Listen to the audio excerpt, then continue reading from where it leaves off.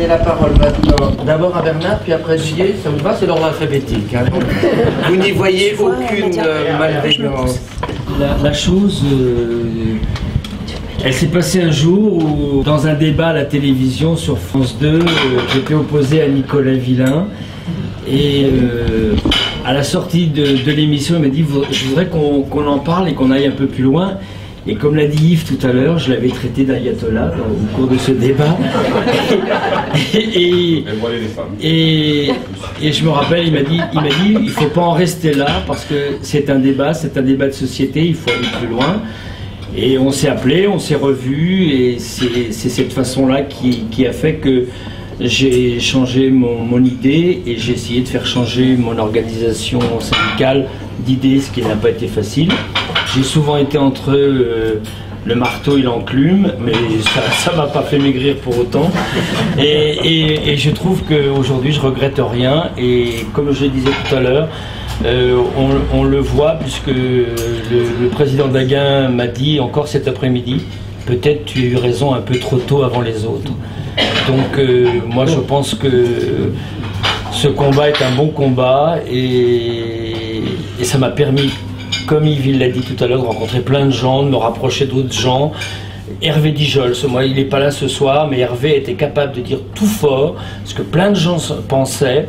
Et il appartient au Sinorca, c'est pas mon organisation, mais c'est un type qui a eu beaucoup de courage et qui a été même plus fort que moi. Et je veux lui rendre hommage et dire, on peut pas dire qu'on a gagné, mais on est sur la bonne voie et on gagnera. Merci. Je suis très content qu'on ait pu mener à bien cette affaire et nous, bon, c'est vrai qu'au Sinorca, comme toi Bernard, ça n'a pas toujours été facile. Hervé a bien dit les choses et à chaque fois moi je leur disais simplement, on leur disait attendez, il ne faut pas que cette histoire du tabac devienne notre amiante à nous de demain. Il ne faut pas que ce soit quelque chose qui nous mette, nous, comprenez notre situation, en porte-à-faux et comme étant les ayatollahs ou de l'ostracisme vis-à-vis des fumeurs. Parce que sinon, on aura des problèmes. Les terrasses, oui. Je te le dis, on est allé 2 fois voir Bachelot et tout ça, mais c'était super bien passé. Tout à fait. Et puis, 3e point également, nous demandons, au même titre que les buralistes, ils ont obtenu, on n'est pas là à tendre la main, des mesures d'accompagnement. Alors vraiment, convaincus de ce qu'on a fait, on vous a accompagné, maintenant on vous demande aussi de nous accompagner et de nous aider.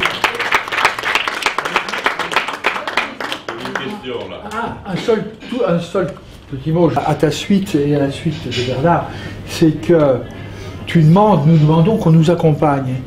Mais nous avons des idées, oui. Nous avons des programmes, ouais. Nous avons réfléchi à notre problème et je dirais qu'on l'a fait peut-être pour la première fois et sans utiliser et galvauder des termes qu'on entend beaucoup trop souvent, avec une compréhension citoyenne et de notre utilité sociale.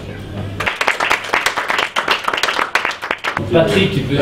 Moi, oui, vous savez, oui. Les établissements de nuit intéressent essentiellement les jeunes, et que les jeunes, c'est quand même l'avenir.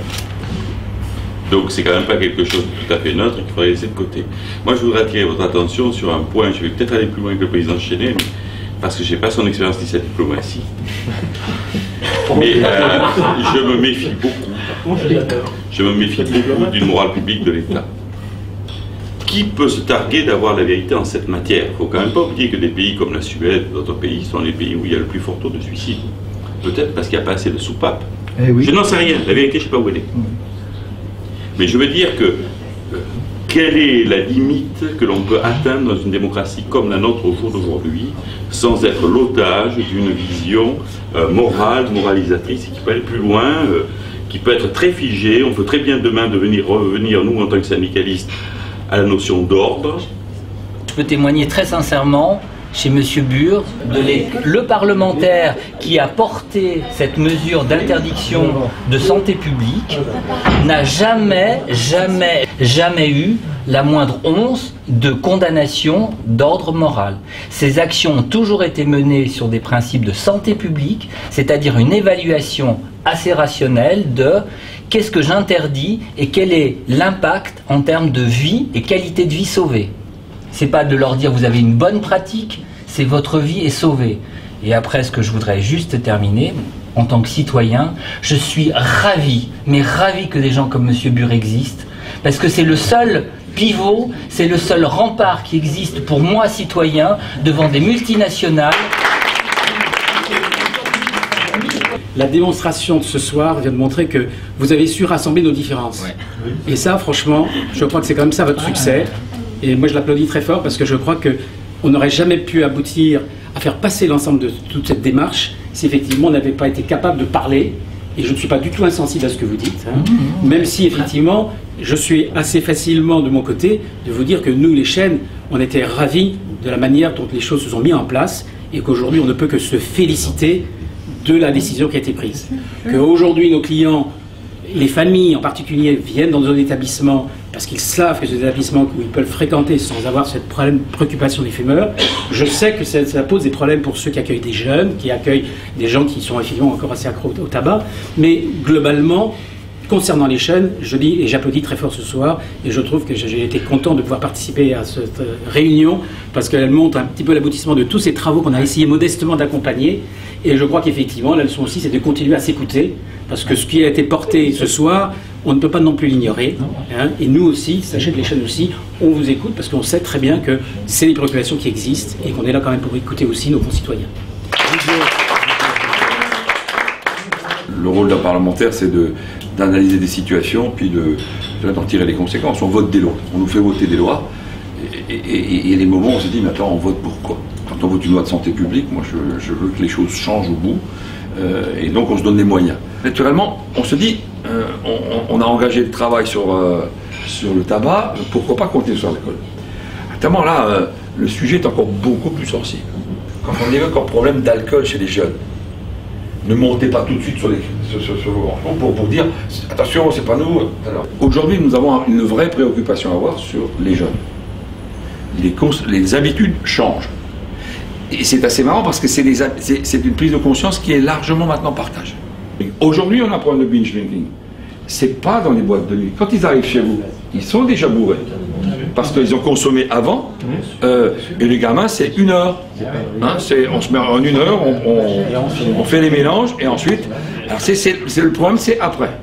Et c'est là où finalement notre responsabilité publique, c'est de dire, bon, ok, ça boit beaucoup, c'est déjà pas terrible en termes de santé publique, mais après, il y a le problème de voiture. Donc c'est ce qu'il faut essayer de gérer. Et là-dessus, c'est l'accès à l'alcool dans les grandes surfaces.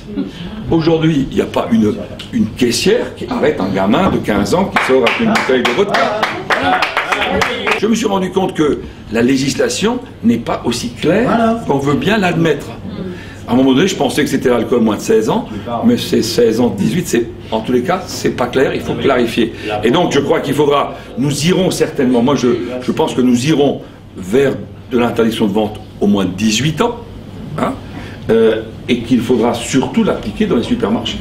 Et puis, il y aura un formidable travail d'analyse des comportements, pas seulement des consommations, de consommation addictive, mais de dire qu'est-ce qui pousse aussi les gamins, je dirais, à avoir ce besoin de soupape.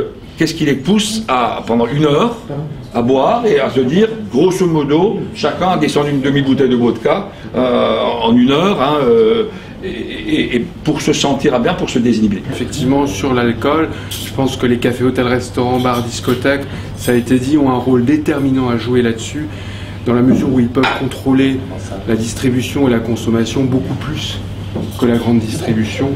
Et donc là, il y a aussi une compatibilité totale faisable entre le commerce et le respect de la santé des autres, en tout cas de la sécurité des autres, je pense en particulier à la route. Donc merci et bravo. Voilà.